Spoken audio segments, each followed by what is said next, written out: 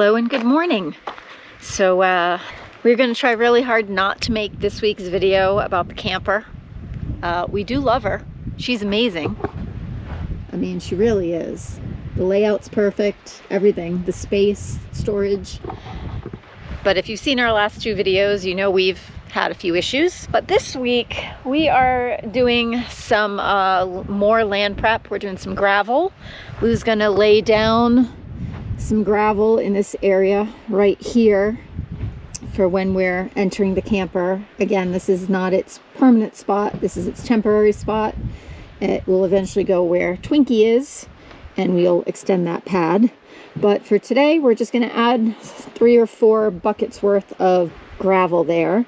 And we are going to try to solve this hose issue because it goes down and then it goes up. If you know anything about draining gray tanks and black tanks, that doesn't really work when it goes down and then back up. And so we're going to work on that also today. Oh, here he comes, the man of the hour. Don't believe her. I was trying to explain what we're doing with this hose issue. Be careful with your. I'll see you. I'll see you back in a bit with the skid steer. It'll be more than a bit, but. All right, I'm gonna go Swiffer the floor. I do the important work around here. I do things like Swiffer the camper because, hey, I'll take you inside with me. I wasn't gonna Swiffer. What am I talking about? I gotta move this out of the way. This thing right here. I gotta move this out of the way so that when he comes through with the skid steer, we have space to dump gravel and then rework this hose setup thingamajig.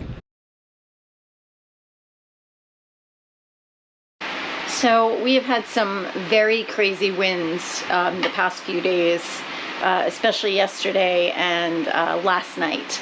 So we had all our windows open, all these beautiful panoramic windows, and as you know, our land is not developed yet, so we don't have a lot of ground cover to keep the dust down. So even though when I was here last, I did a really extensive cleaning and mopping of the floor and all that good stuff, it is covered in dust again. While Lou is changing out the filter in the skid steer, I'm going to quickly do a little cleaning and then we'll get to the gravel.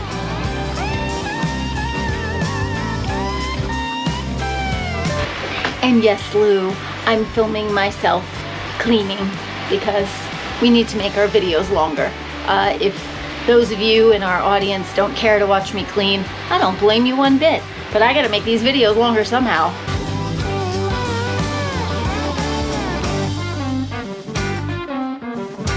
All right, I think you've seen enough.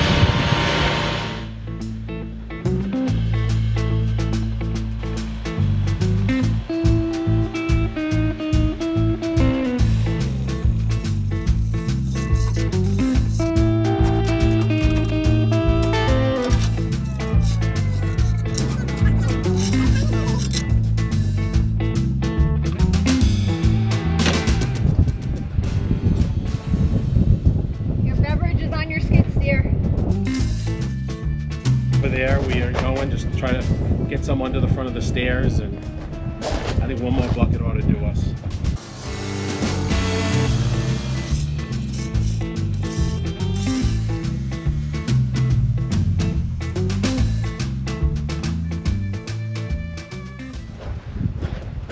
All right, you start on scrapping those.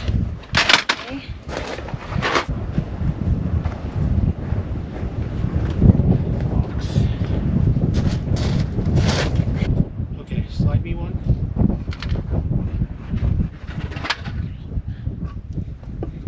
go over to the side more with it? That's the direction of the drain. Alright, we need to move it to the right more. Nope, my right, sorry. Put the other one inside it. Take your left hand and put it and spin it. Yep, like that. Put it inside the other one and put it near where it's gonna go. Well, I can't put it exactly because the hose is there, but Oh, you can spin the hose out of the way. okay. Stretch it out so it's touching. Touching the little septic up thing. Yep. Okay. So that's about where it's gonna go. We need a ball so we can test it. Honey, it's going downhill. I can see it. Okay. Doing good. So let me cut a piece that is an inch higher than this one and strap a bottom on it. So here's the plan.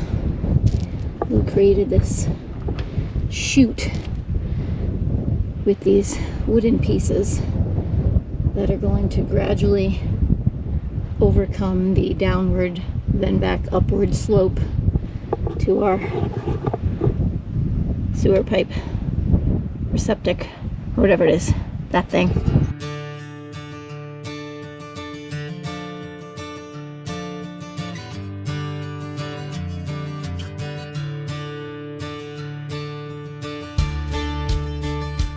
Since I did not accurately describe what Lou was going to do here, I'm going to let him tell you himself.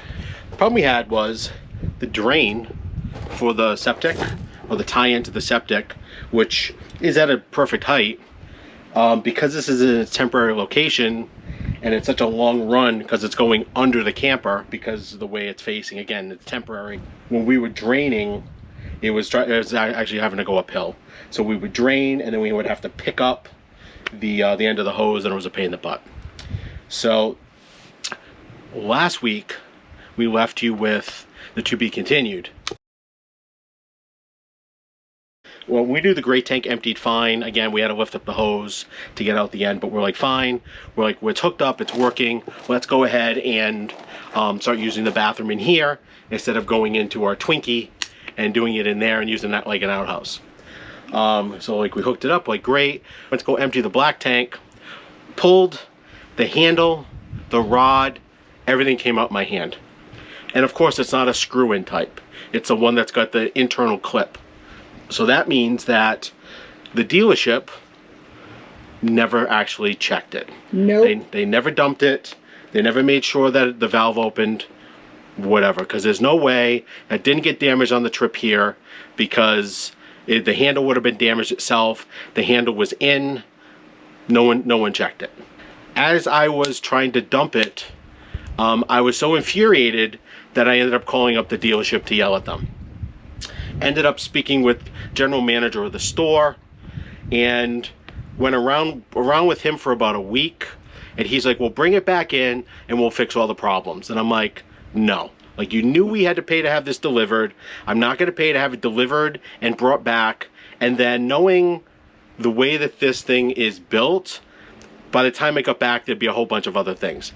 Like, you need to send out a mobile tech. The mobile tech is coming out actually the 3rd. He's coming out the day before Independence Day. Go America. We wanted to make sure that it would drain and we wouldn't have to pick up the hose. So we made, I seen someone make something similar where it would just hook up and it would just run down. There's a bunch of other gadgets. We had one of those slinky things. It kept falling over with the wind. And I'm like, get a piece of PVC pipe, slice it in half, make some mounts for it so it has a gradual slope, and then we're gonna bury it in rock so it can't move. And it has a stable base, as you can see. It's got a wood base on it. It's not gonna, the wind's blowing like crazy now, it's not even moving. That's gonna work until we move the camper to its permanent spot. So we're gonna bury this end one so we don't trip on it, but we're just gonna fill in some rock so it won't move. I'll probably throw some cable ties around it just to hold the hose so while it's empty it doesn't blow out. We're gonna get our black valve fixed up. Hopefully we'll be good to go. So the whole idea of getting a brand new camper was so that we didn't have to do any work to it. And that has not been the case. No. But I know the majority of our audience is really sick and tired of hearing about the camper. And honestly, And so are we. So are we. We need to start trenching. It's actually going to go like right here. When we originally got the mini skid steer, we bought a digger attachment for it at auction. It was like a couple $100. So the idea is we're going to use that. The problem with that is it doesn't swivel, so you dig and then you have to physically turn the skid steer to dump it.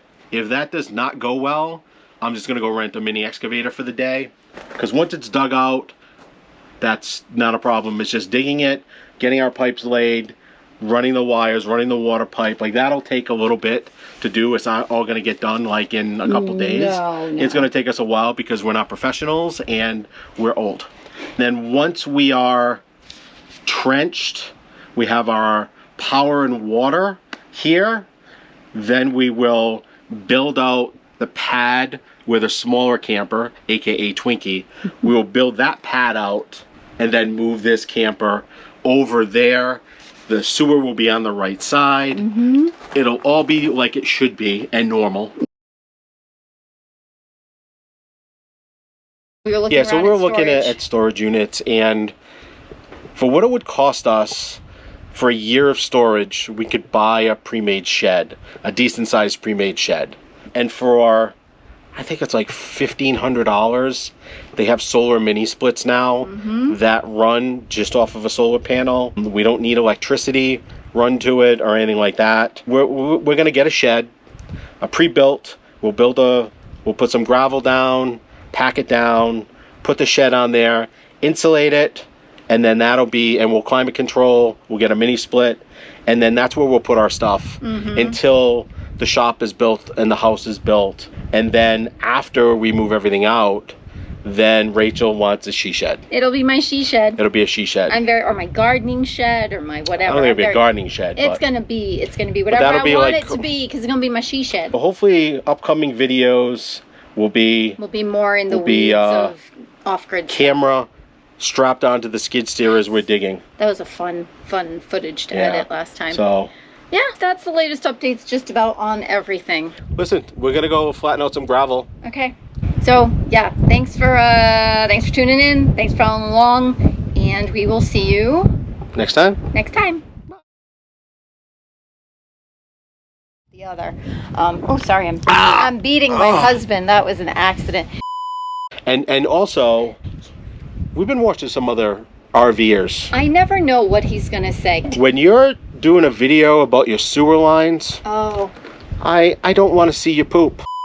The wind. Oh, we gotta wait. Ah!